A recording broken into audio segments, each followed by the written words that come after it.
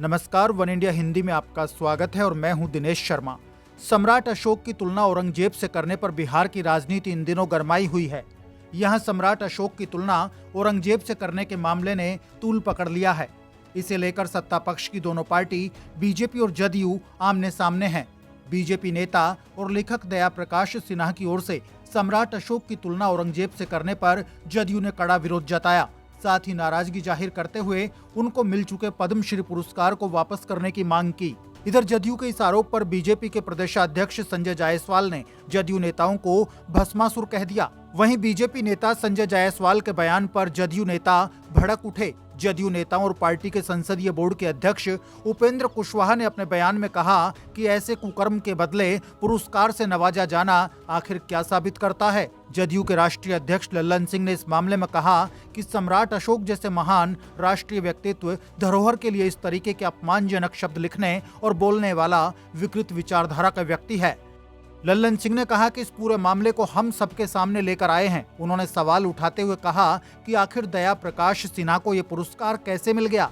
जदयू के राष्ट्रीय अध्यक्ष लल्लन सिंह ने कहा कि यदि वाकई इसे लेकर बीजेपी आहत है तो दया प्रकाश सिन्हा से पद्मश्री पुरस्कार वापस क्यों नहीं कराया जा रहा, क्यों नहीं उनकी पुस्तक पर पाबंदी लगाई जा रही। लल्लन सिंह ने इस मसले पर कहा कि वे पीएम मोदी से इस पूरे प्रकरण में सख्त कार्रवाई की मांग करते हैं और राष्ट्रपति से भी अनुरोध करते हैं कि ऐसे व्यक्ति को मिले पद्मश्री और अन्य पुरस्कार रद्द कर दिए जाएं। साथ ही बीजेपी को ऐसे आदमी को पार्टी से निष्कासित कर देना चाहिए। उन्होंने कहा कि सम्राट अशोक बिहार और भारत के अमिट प्रतीक थे और हैं, कोई इसे लेकर खिलवाड़ करे ये बर्दाश्त नहीं होगा। इधर पूर्व डिप्टी सीएम सुशील मोदी ने अपने बयान में कहा कि सम्राट अशोक को लेकर जिस लेखक ने आपत्तिजनक टिप्पणी की उनका बीजेपी से किसी तरीके का कोई संबंध नहीं और न ही इस मामले में उनके बयान को तूल दिया जाना चाहिए। सुशील मोदी ने कहा कि बीजेपी का राष्ट्रीय स्तर पर कोई सांस्कृतिक प्रकोष्ठ नहीं है। उन्होंने कहा कि हम सम्राट अशोक की तुलना औरंगजेब से करने की कड़ी निंदा करते हैं।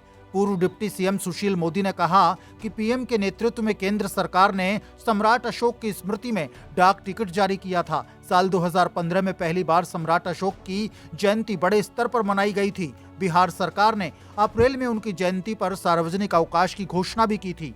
आपको बता दें कि बीजेपी नेता और लेखक दया प्रकाश सिन्हा ने सम्राट अशोक की तुलना मुगल शासक औरंगजेब से की थी और बौद्ध साहित्य का हवाला देते हुए उन्हें काम शोक और चंद शोक के रूप में संदर्भित किया था। सेवानिवृत्त आईएएस अधिकारी सिन्हा बीजेपी के सांस्कृतिक प्रकोष्ठ के राष्ट्रीय संयोजक हैं और भारतीय सांस्कृतिक संबंध परिषद के वे उपाध्यक्ष भी हैं। वे पद्मश्री पुरस्कार से सम्मानित हैं। उन्हें उनके नाटक सम्राट अशोक के लिए साहित्य अकादमी पुरस्कार 2021 भी मिला था। इस खबर में फिलहाल के लिए इतना ही। ताजा अपडेट्स के लिए आप बने रहिए वन इंडिया हिंदी के साथ।